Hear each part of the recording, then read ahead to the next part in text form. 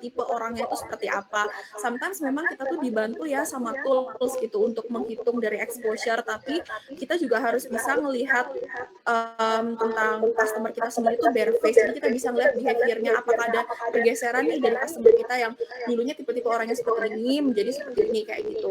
Dan kalau dari kita juga, ini kalau aku ambil studi case juga, dulu itu pas waktu lagi heboh-hebohnya BA Korea-Koreaan tuh kan semua orang itu bikin apa ya, nyewa artis Korea gitu ya sebagai BA, jadi produk S, produk A, produk B gitu-gitu semuanya maunya jadi, nge-guide si artis Korea itu. Jadi kita sebagai kosmetik lokal pada saat itu kita bikin campaign namanya Jawa Korea, jadi kita bikin drama Korea pada saat itu.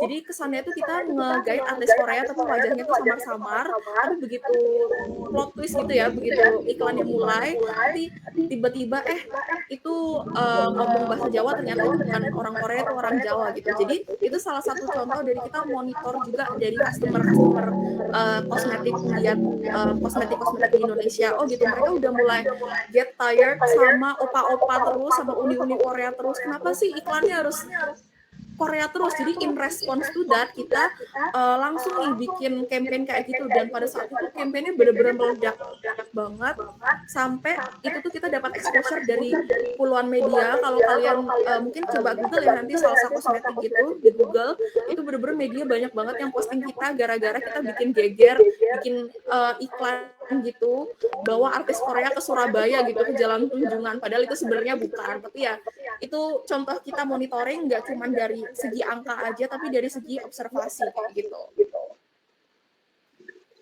Baik Kak, untuk pertanyaan kedua, untuk dari salsa kosmetik itu sendiri, siapa ya yang mengatur dan memelihara akun sosial media perusahaan itu?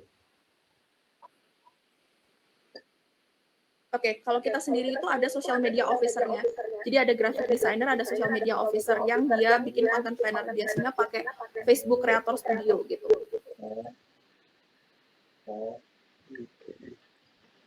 Baik, untuk pertanyaan yang Oke? ketiga, apakah harus menggunakan media sosial untuk menyediakan layanan pelanggan?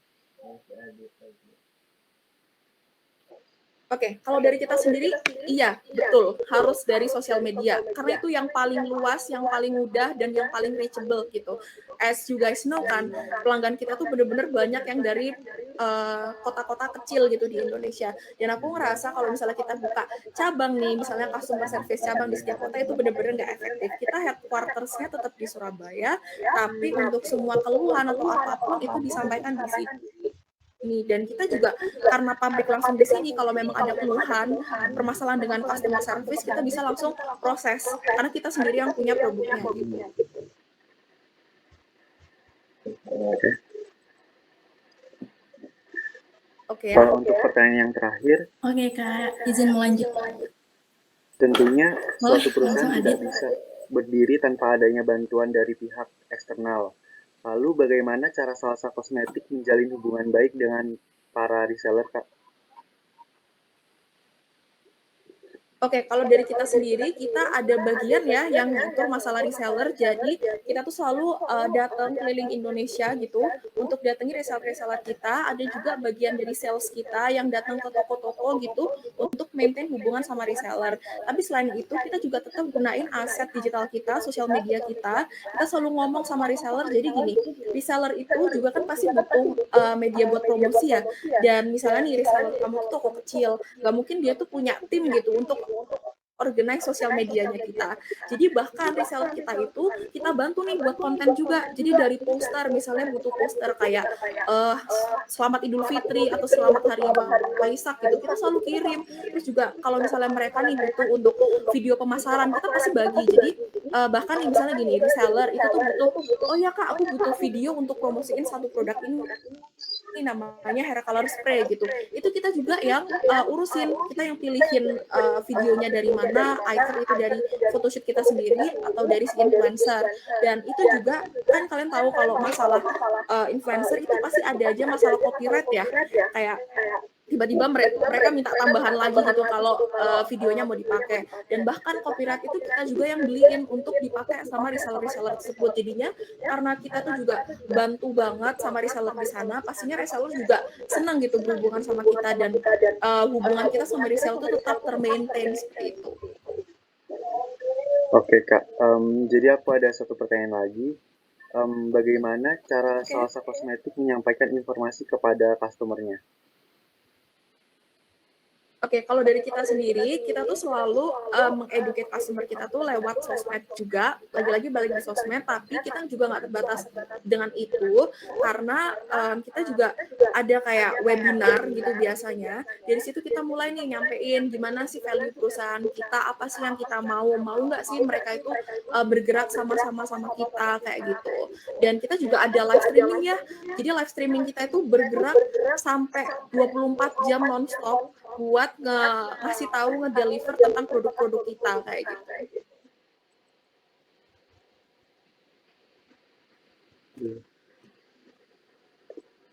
Oke ya. Ini untuk pertanyaan SPOT dari saya. Pertama, apa saja keunggulan dari Salsa Kosmetik yang membedakan dengan perusahaan kosmetik yang lainnya? Oke, kayak ini udah kayak berkali-kali aku bilang. Jadi Salsa Kosmetik itu benar-benar produk kosmetik yang murah banget. Ini benar-benar aku nggak subjektif, aku objektif banget.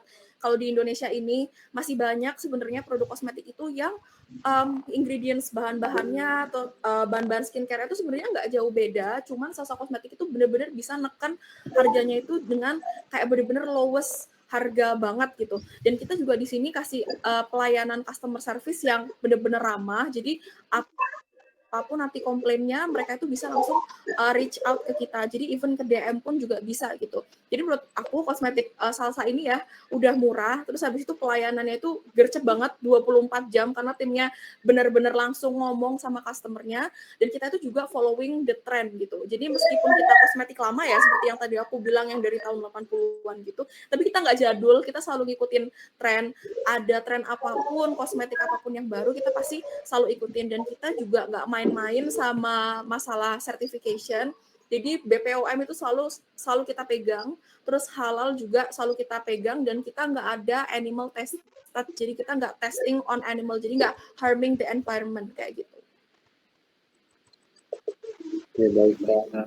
Untuk pertanyaan yang nomor 2, hal apa saja yang perlu diimprove dalam bidang kosmetik Salsa Kosmetik? Oke, kalau dari aku sendiri, aku akan sangat mengapresiasi kalau kita timnya di Expa, karena kan kita sekarang HQ-nya itu cuma benar-benar di Surabaya gitu. Kalau misalnya nih kita bisa punya humas di seluruh Indonesia, that would be great for me, karena pastinya komunikasi sama orang di sini sama orang di luar itu pasti kan beda. Misalnya nih kita kayak komunikasi sama pasar kita yang ada di Surabaya, pasti beda cara komunikasi sama kita yang punya pasar di Bandung gitu kan. Kalau kita nih punya humas di every wilayah di Indonesia, pasti that would be better buat komunikasi tentang produk kita ke masyarakat di sana gitu. Baik Kak, terima kasih untuk pertanyaan nomor 3. Apakah ada acara atau event menarik untuk mengembangkan Salsa Kosmetik? Oke, jadi kalau kita nih yang upcoming di bulan Juli akhir itu kita bakal ada FDX Beauty. Kalian di sini ada yang pernah dengar FDX Beauty nggak? Female Daily Beauty. Pernah, Kak. Oke, nah itu FDX bener-bener event yang gede banget. Jadi di FDX ini kayak beauty exhibition, dan di situ pengunjungnya sampai 25.000 orang. Dan kita kemarin udah ikut yang di Surabaya, dan it was very very successful, sampai pengunjung booth kita itu benar-benar overwhelming, dan I should say itu benar-benar one of the best booth pada saat itu. Jadi di situ tuh benar-benar persaingannya ketat karena satu exhibition semuanya beauty brand, dan mereka semuanya bersaing gitu untuk jualan sama ngasih promo paling gede-gedean. Dan pas waktu itu kita ngadain promo everything inside is free. Jadi itu kita bener-bener ngasih tahu kalau semua yang ada di booth kita tuh free dalam waktu tertentu, dan itu bener-bener bikin orang-orang yang datang ke kita itu overwhelming. Dan abis ini kita bakal pergi ke Jakarta, semuanya udah jadi, booth udah settle, kita bakal ke Jakarta itu pokoknya either Agustus atau Juli gitu untuk event di sana. Nanti kalau kalian ke Jakarta bilang-bilang ke aku ya, aku samperin nanti di Jakarta di sana. Kita ketemu di FDX Beauty, guys. Baik, Oke. Baik, Kak. untuk Untuk pertanyaan yang terakhir, apa yang apa yang menjadi menjadi ancaman besar bagi salsa kosmetik di era banyaknya kompetitif dan bagaimana cara mengatasi ancaman tersebut? Terima kasih, Kak. Oke, kalau dari kita sendiri seperti yang kalian tahu, sebenarnya ancaman buat produk-produk murah di Indonesia itu banyaknya produk baru tapi dia yang nggak bersertifikasi gitu. Nggak ada sertifikasi halal, nggak ada sertifikasi BPOM, tapi mereka berani buat masarin produknya mereka.